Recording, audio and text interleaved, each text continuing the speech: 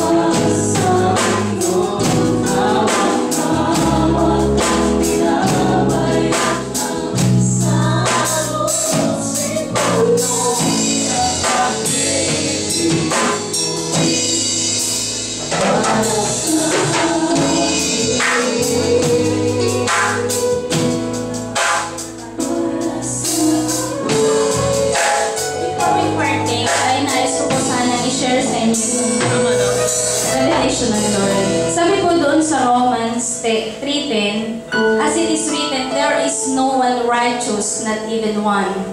There is no one who understands. There is no one who seeks God. All have turned away. They have together become worthless. There is no one who does good, not even one. Their throats are open graves. Their tongues practice deceit. The poison of vipers is on their lips. Their mouths are full of cursing and bitterness. Church, I just want you to know, hindi ang Lord nagpapagawa sa atin ng isang bagay na walang kabuluhan sa Kanya. Kung mapapansin po ninyo, sabi doon sa 3:10, following verses, walang righteous sa harapan ng Panginoon. Walang righteous sa harapan ng Panginoon. But because of His love for us, ipinagagawa ng Lord sa atin ang bagay na ito.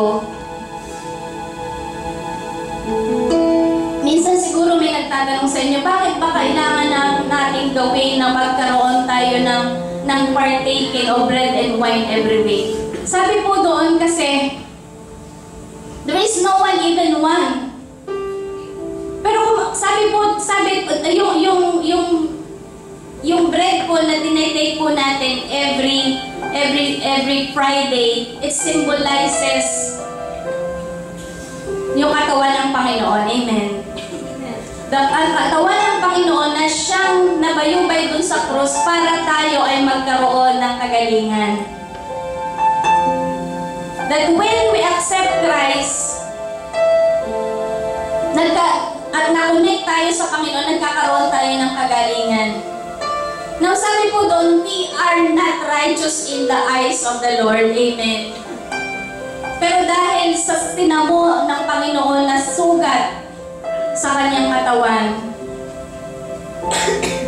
tayo ay nagkakaroon ng kagalingan.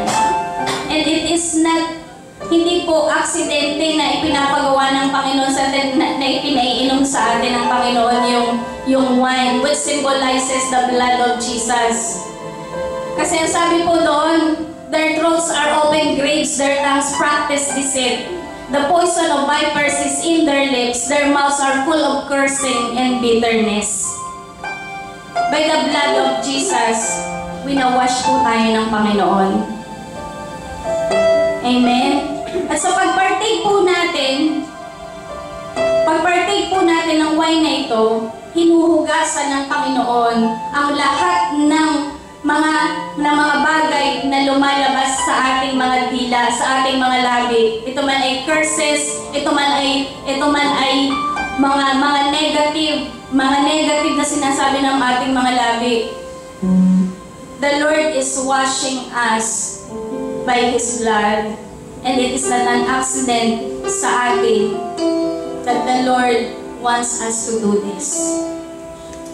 Ngayon, as we partake po ng bread and wine sa umagang ito, alalahanin natin yung pag-ibig ng Diyos sa atin. That the Lord wants us to, yung kanyang church, kung gaano niya tayo kamahal, gusto ng Panginoon na i-present niya tayo sa Kanya as holy. Amen? 1 Corinthians 11. Hallelujah. Sana.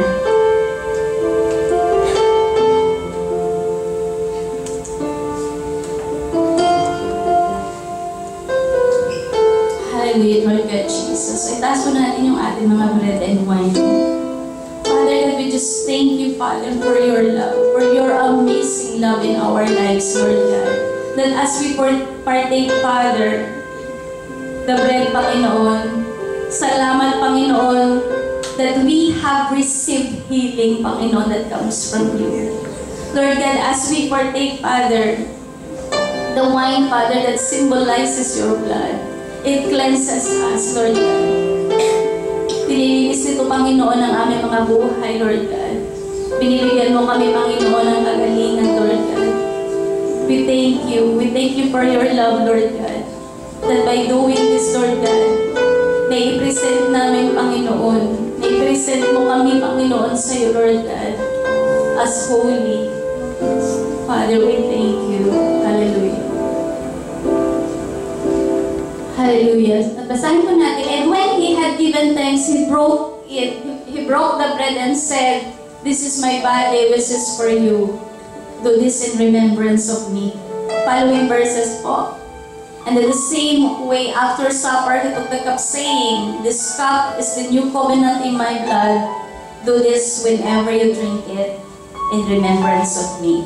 Sabay-sabay po natin tayo.